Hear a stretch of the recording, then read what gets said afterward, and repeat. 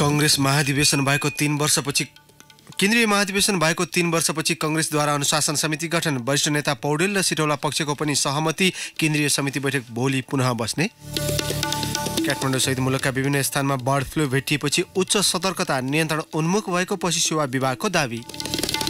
मुलुकभर रहेका 85,000 बढी नर्स मध्ये करिब 55,000 बेरोजगार रहेको सरकारी तथ्याङ्क। न्यूनतम सेवा सुविधाबाट समेत वञ्चित हुनु परेको अधिकांश नर्सहरूको गुनासो। शक्तिशाली आँधीका कारण जिम्बाब्वे र मोजाम्बिकमा 150 जनाको मृत्यु। र वैशाख दोस्रो साता आयोजना हुने वुमेन्स T20 क्रिकेट लिगको विजेताले 10 लाख रुपियाँ नगद पुरस्कार प्राप्त गर्ने विभिन्न 4 टोलीले सहभागिता जनाउँदै।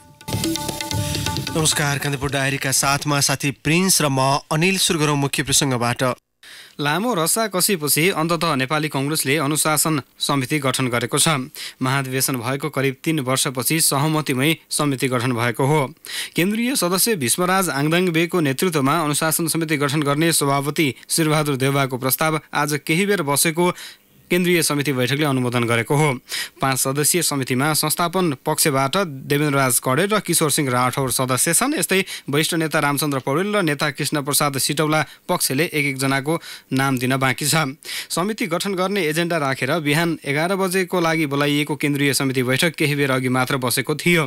यस्तै निर्वाचन समिति लगायत अन्य विवादित विषयमा सहमति खोज्न शीर्ष नेताहरू सहमत भएका छन्। केन्द्रीय समितिको बैठक भोलि दिउँसो 2 बजेका लागि पुनः बोलाइएको छ। प्रमुख प्रतिपक्षी दल नेपाली कांग्रेसले सरकार संसदप्रति जवाबदेही नभएको आरोप लगाएको छ। प्रतिनिधि सभाको आजको बैठकमा समय लिएर बोल्दै कांग्रेस सांसद सञ्जय कुमार गौतमले सरकार संसद र प्रमुख प्रतिपक्षीप्रति जवाबदेही हुनुपर्ने बताउनुभयो। सीके राउतसँग भएको सहमति र नेत्र विक्रम चन्द नेतृत्वको नेकपाका गतिविधिलाई लगाएको प्रतिबन्धको विषय सरकारले सदनलाई जानकारी नगराएको उहाँको भनाइ छ। सीके राउतसँग 11 बुँदे सहमति गरेको छ। जनअभिमतमा आधारित लोकतान्त्रिक विधि भनेको के हो सभामुख महोदय? आफ्नै आफ्नै ढङ्गले व्याख्या गरिएको छ। सरकारले यस्तो अहम निर्णय लिँदा समेत सदन र प्रतिपक्षको कुनै वास्ता गरेन, कुनै मतलब नै राखेन। त्यति मात्रै होइन, आफ्नै दलभित्र समेत छलफल र सहमति खोजेको देखिएन। अर्कोतिर विप्लव नेतृत्वको नेपाल कम्युनिस्ट पार्टीलाई प्रतिबन्ध लगाउने घोषणा गरेको छ। निश्चित रूपले बारम्बारको आन्दोलन, बन्द, हडताल, विरोध प्रदर्शन, अराजक गतिविधिहरूले मुलुक सही बाटोमा हिँड्न सक्दैन। आर्थिक अवस्था पनि खस्किँदै जान्छ। तर कुनै पनि राजनीतिक विचारधारा बोकेर हिँड्ने दल वा समूहलाई प्रतिबन्ध लगाउनु उचित उपाय होइन। नियन्त्रण र प्रतिबन्ध दुई बेग्ला बेग्लै फरक फरक कुराहरू हुन्। यस्तै प्रतिनिधि सभाको नियमावली अनुसार बैठक सञ्चालन गर्न पनि उहाँले माग गर्नुभयो। नियमावली अनुसार संसद बैठक सञ्चालन हुँदा प्रधानमन्त्रीसँग समसामयिक विषयमा छलफल गर्न सकिने र सरकार सदनप्रति जवाबदेही हुने उहाँको भनाइ छ।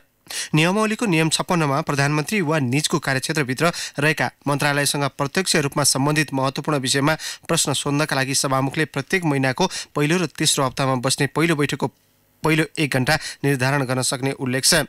वाइड बडी विमान खरिद प्रक्रियाप्रति उठेका प्रश्न, निर्मला पन्त घटनाका दोषी पत्ता लगाउने, शिक्षक कर्मचारीका समस्या समाधान गर्न भन्दा पनि सरकार 2/3 दम्बमा जथाभावी बोल्दै हिँडेको गौतमले आरोप लगाउनुभयो।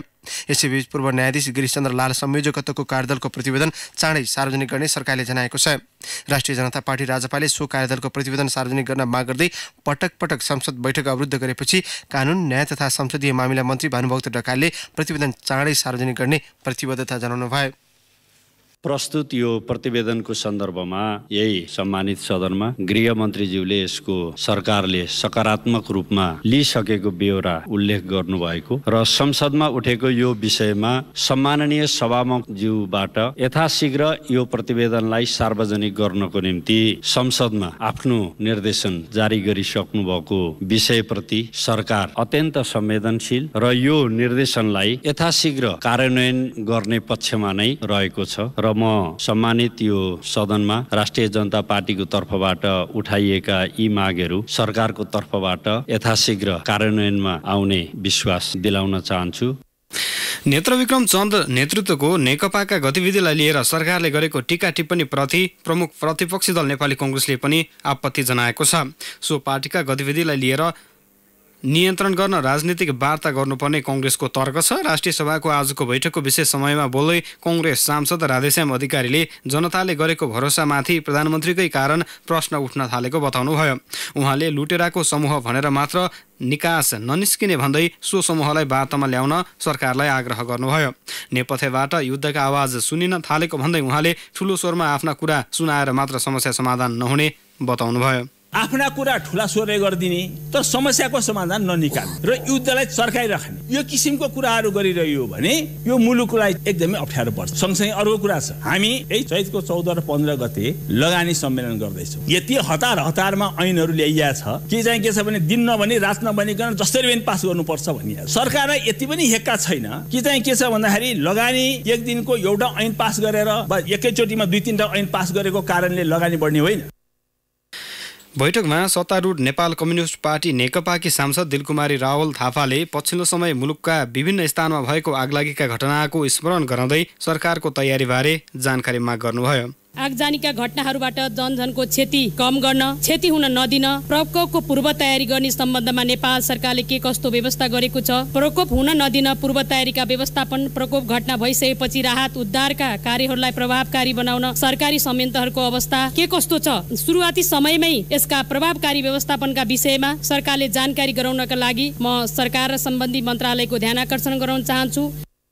यस्तै सत्तारूढ अर्की सांसद कोमल ओलीले प्रादेशिक अस्पतालमा सबै सेवा सुविधा हुने भनिए पनि दाङको प्राप्ति प्रादेशिक अस्पतालमा सेवा सुविधा कम भएको बताउनुभयो।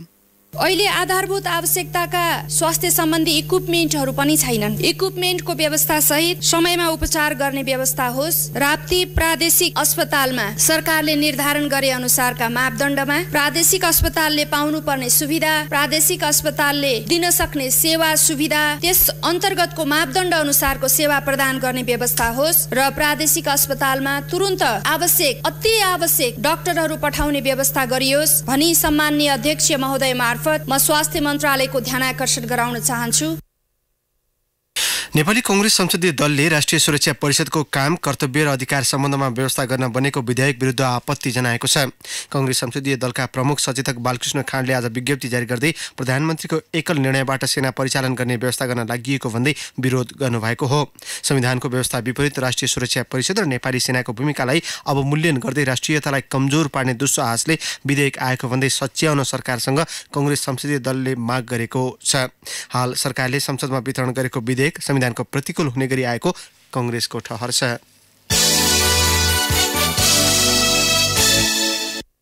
पृथकतावादी राजनीति त्यागेर सरकारसँग 11 बुँदे सम्झौता गरेको सीके राउत समूह अन्ततः मूलधारको राजनीतिमा आउने भएको छ। सिराहाको लाहानमा 2 दिनसम्म चलेको राष्ट्रिय परिषद बैठकले समूहलाई पार्टीमा रूपान्तरण गर्दै दल दर्ताका लागि निर्वाचन आयोगमा निवेदन दिने निर्णय गरेको हो। उसले स्वतन्त्र मधेसका साथै जनमत संग्रहको माग समेत परित्याग गरेको छ। तराई मधेसलाई नेपालबाट पृथक गर्ने सन्देश दिने गरी यसअघिको स्वतन्त्र मधेस गठबन्धन नाम परिवर्तन गरी सो समूहले जनमत पार्टी राख्ने निर्णय गरेको छ।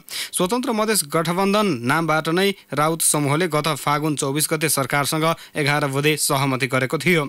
जनमत पार्टीको अध्यक्षमा राउतलाई चयन गर्दै परिषद बैठकले 35 सदस्यीय केन्द्रीय समिति गठन गरेको छ, जसमा अहिले हिरासतमा रहेका कैलाश महतोलाई समेत समावेश गरिएको छ। केन्द्रीय समितिका बाँकी 10 सदस्य पछि चयन गरिने बैठकपछि जारी विज्ञप्तिमा उल्लेख गरिएको छ। यस्तै बैठकले निर्वाचनमा प्रतिस्पर्धा गर्ने निर्णयका साथ निर्वाचन चिन्ह अष्टदल राख्ने निर्णय गरेको छ। काठमाडौँ सहित मुलुकका विभिन्न जिल्लाका कुखुरा फार्ममा बर्ड फ्लू भेटिएपछि पशु सेवा विभागले उच्च सतर्कता अपनाएको जनाएको छ।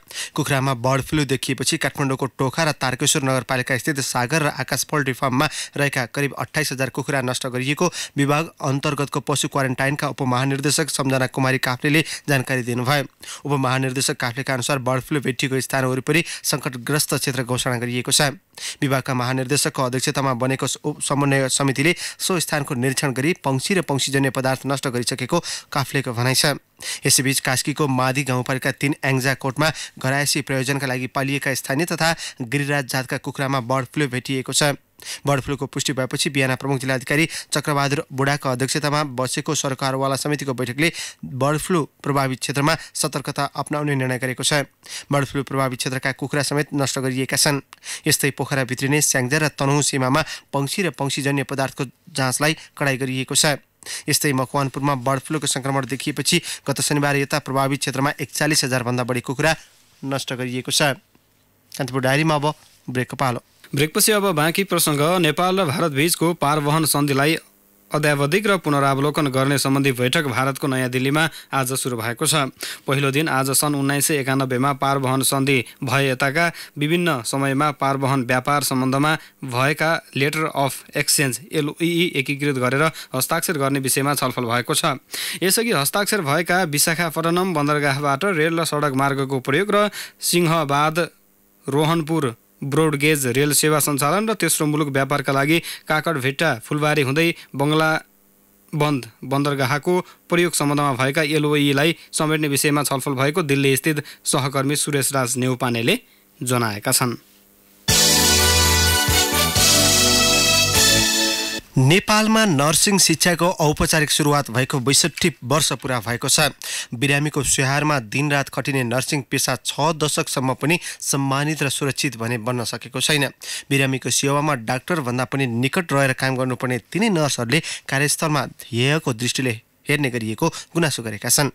लाखौं रुपियाँ खर्च गरेर पढेका उनीहरू रोजगारीपछि भने आफ्नो भविष्य सुनिश्चित नरहेको गुनासो गर्छन्। एक रिपोर्ट।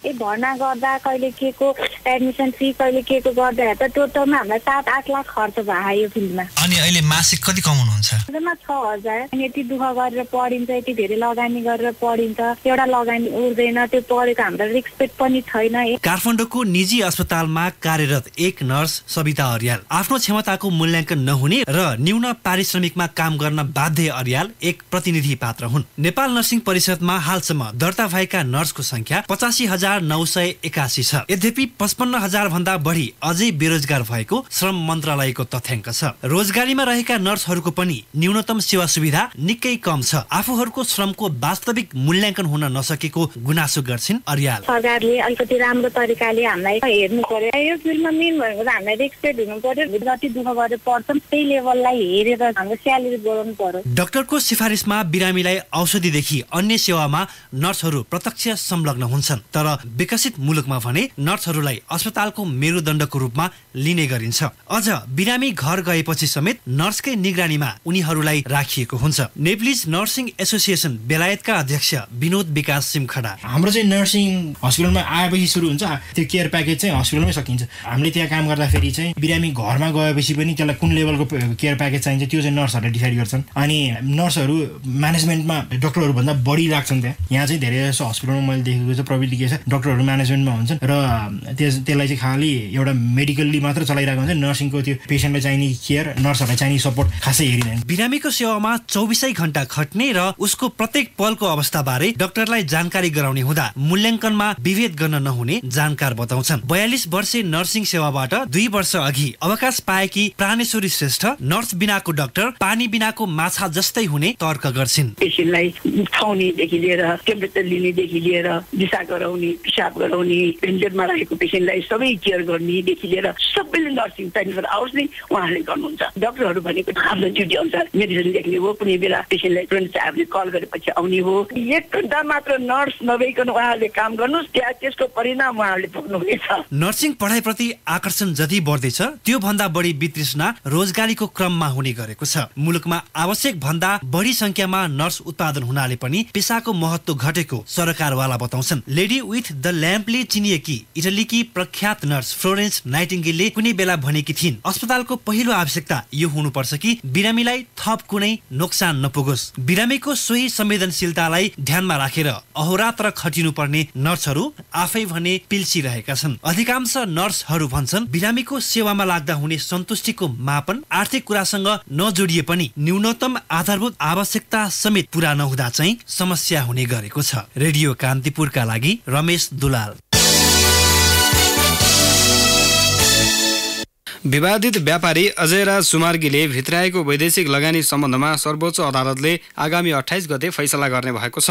सुमार्गीको मुक्तिश्री सिमेन्ट उद्योगका लागि भनेर आएको शङ्कास्पद वैदेशिक लगानी इन्भेस्टमेन्ट बैंकबाट झिकिसकेकाले सो रकमबारे प्रधान न्यायाधीश सोलेन्द्र शमशेर राणा र न्यायाधीश बमकुमार श्रेष्ठको इजलासले 3 सातापछि फैसला सुनाउने निर्णय गरेको हो। सो मुद्दामा आज सुनवाई सकिएको छ। गत पुस 10 गते तत्कालीन प्रधान न्यायाधीश दीपकराज जोशीको इजलासले मुक्तिश्री सिमेन्ट उद्योगमा आएको वैदेशिक लगानी रकम नरोक्नु भनी अन्तरिम आदेश जारी गरेको थियो। सर्वोच्चको अन्तरिम आदेशपछि सुमार्गीले 2 अर्ब बढी रकम नेपाल इन्भेस्टमेन्ट बैंकबाट गत पुस 21 गते निकाल्नु भएको थियो। सुमार्गीले रकम झिकेपछि प्रधान न्यायाधीश राणासहितको संयुक्त इजलासले इन्भेस्टमेन्ट बैंकमै फर्काएर पुरानै अवस्थामा राख्न अर्को आदेश जारी गर्नुभएको थियो। अख्तियार दुरुपयोग अनुसन्धान आयोगले नेपाल विद्युत प्राधिकरणका तत्कालीन लेखापाल उमेश कुमार महत विरुद्ध भ्रष्टाचार मुद्दा दायर गरेको छ। प्राधिकरणको रत्नपार्क काठमाडौँ वितरण केन्द्रमा कार्यरत महतले 52,13,590 रुपियाँ रकम हिनामिना गरेको दाबीसहित आयोगले विशेष अदालतमा भ्रष्टाचार मुद्दा दायर गरेको हो। आयोगले दायर गरेको आरोप पत्रमा उनी विरुद्ध 2 वर्ष 6 महिनादेखि 4 वर्षसम्म कैद सजाय र सोही बराबरको बिगो भराउने दाबी गरिएको छ। यसैबीच आयोगले कपिलवस्तुको यशोधारा गाउँपालिका 3 स्थित श्रीकृष्ण धार्मिक मावि बसन्तपुरका विद्यालय व्यवस्थापन समितिका सदस्य विजयनाथ चौबे विरुद्ध भ्रष्टाचार मुद्दा दायर गरेको छ। चौबे विरुद्ध 1 लाख रुपियाँ बिगो माग दाबीसहित मुद्दा दर्ता गरेको आयोगले जनाएको छ। यसैबीच सरकारी जग्गालाई कृत्य गर्ने मालपोत कार्यालयका 2 कर्मचारीलाई बर्दिया प्रहरीले पक्राउ गरेको छ।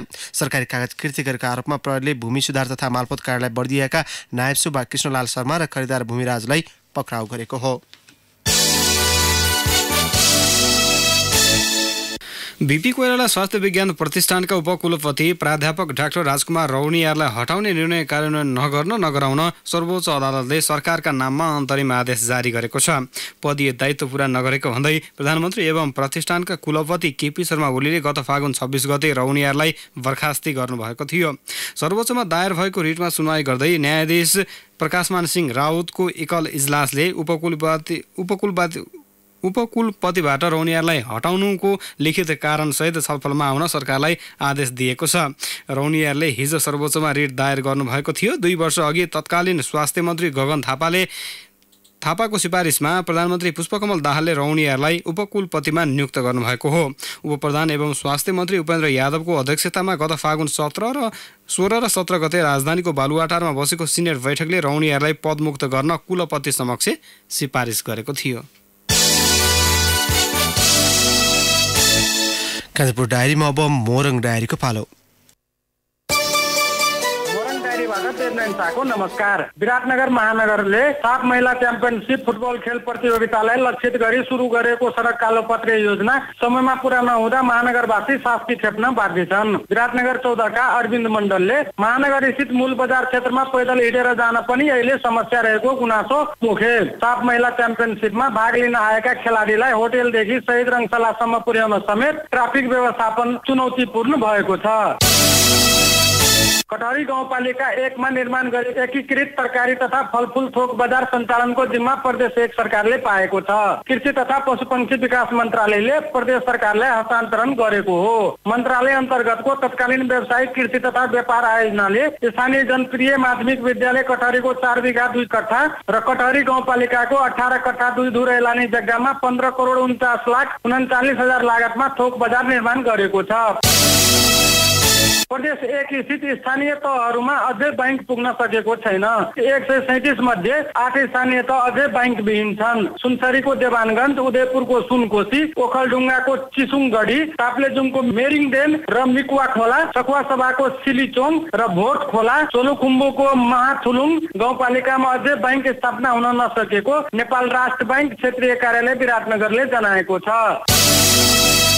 सुनसरी र मोरङमा उखु बालीसँगै कृषकको बिमा सुरु गरिएको छ। पहिलो चरणमा बैंकबाट ऋण लिएर खेती गर्ने कृषकको उखु बालीसँगै बिमा गर्ने कार्य सुरु गरिएको हो। सुनसरीको बर्जु 4 का विनोद यादवले यस वर्ष लगाउने 5 बिघा उखुको बाली बिमासँगै आफ्नो पनि बिमा गराए। हस् त मोरङ डायरी आजलाई यति नै। देवनारायण शाहलाई बिदा दिनुहोस्। नमस्कार। मोरङ डायरी पछि कान्तिपुर डायरीमा पुनः ब्रेकको पालो। अब आर्थिक प्रसङ्ग। संसदको अर्थ समितिले चालु आर्थिक वर्षको बजेट कार्यान्वयनलाई लक्ष्य अनुरूप बनाउन आगामी जेठ 15 सम्मको कार्ययोजना बनाई लागू गर्न सरकारलाई निर्देशन दिएको छ। बजेट कार्यान्वयनमा अपेक्षित प्रगति हासिल हुन नसकेपछि आज बसेको समिति बैठकले प्रत्येक दिनको कार्ययोजना र प्रगति मूल्याङ्कन गर्ने पद्धतिको विकास गरी लागू गर्न प्रधानमन्त्री तथा मन्त्री परिषदको कार्यालय र अर्थ मन्त्रालयलाई निर्देशन दिएको हो। अर्थ मन्त्रालयले चालु आर्थिक वर्ष लक्ष्य अनुसारको खर्च गर्ने योजना बनाए पनि 8 महिना सकिँदा 30% पनि खर्च हुन सकेको छैन। अब अन्तर्राष्ट्रिय प्रसङ्ग जिम्बाब्वे र मोजाम्बिकमा आएको शक्तिशाली आँधीका कारण मृत्यु हुनेको संख्या 150 पुगेको छ। इडाई नामक आँधीका कारण जिम्बाब्वेमा कम्तीमा 80 र मोजाम्बिकमा 68 जनाको मृत्यु भएको अधिकारीहरूले जनाएका छन्। कैयौंको अवस्था अज्ञात छ। 177 किलोमिटर प्रति घण्टाको गतिमा आएको आँधी सँगैको वर्षाका कारण विभिन्न स्थानमा पहिरो खसेको छ। अब एउटा खेल प्रसङ्ग। आगामी वैशाख पहिलो साता हुने नेपालको पहिलो महिला franchise cricket league NCL women's टी20 क्रिकेट लिगको विजेताले 10 लाख नगद पुरस्कार प्राप्त गर्ने भएको छ। आयोजक एनसीएल स्पोर्ट्स प्रणालीले आज पत्रकार सम्मेलन गर्दै प्रतियोगिताको विजेताले 10 लाख पाउने जानकारी दिएको हो। यस्तै उपविजेताले 5 लाख पाउने प्रणालीका प्रबन्ध निर्देशक जयराम रायले जानकारी दिए। विराटनगरको बैजनाथ क्रिकेट मैदानमा वैशाख 7 देखि 14 गतेसम्म हुने पहिलो संस्करणको प्रतियोगितामा Bhairahawa queens, Biratnagar roaring lions, Kathmandu super champion र धनगढी अन्डर वुमनले प्रतिस्पर्धा गर्नेछन्। यस्तै 4 टोलीको मार्की खेलाडी समेत घोषणा गरिएको छ। जान्दै news maker of the day. The news maker of the day. पूर्व न्यायाधीश गिरीश चन्द्र लाल संयोजकत्वको कार्यदलको प्रतिवेदन चाँडै सार्वजनिक गर्ने सरकारले जनाएको छ। राष्ट्रिय जनता पार्टी राजपाले सो कार्यदलको प्रतिवेदन सार्वजनिक गर्न माग गर्दै पटक पटक संसद बैठक अवरुद्ध गरेपछि कानुन न्याय तथा संसदीय मामिला मन्त्री भानुभक्त ढकालले प्रतिवेदन चाँडै सार्वजनिक गर्ने बताउनु भएको छ। मधेस र थारूवट आन्दोलनको सत्य तथ्य छानबिन गर्न सरकारले गठन गरेको पूर्व न्यायाधीश लाल संयोजकत्वको टोलले प्रतिवेदन सरकारलाई बुझाइसके पनि सार्वजनिक भएको छैन। प्रतिनिधि सभाको आजको बैठकमा कानुन मन्त्री ढकालले दिनुभएको अभिव्यक्तिको सम्पादित अंशलाई आजको न्यूज मेकर अफ द डेमा प्रस्तुत गर्दै कान्तिपुर डायरीबाट भने अब हामी साथी प्रिन्स र म अनिल बिदा माग्छौँ। नमस्कार, शुभरात्रि।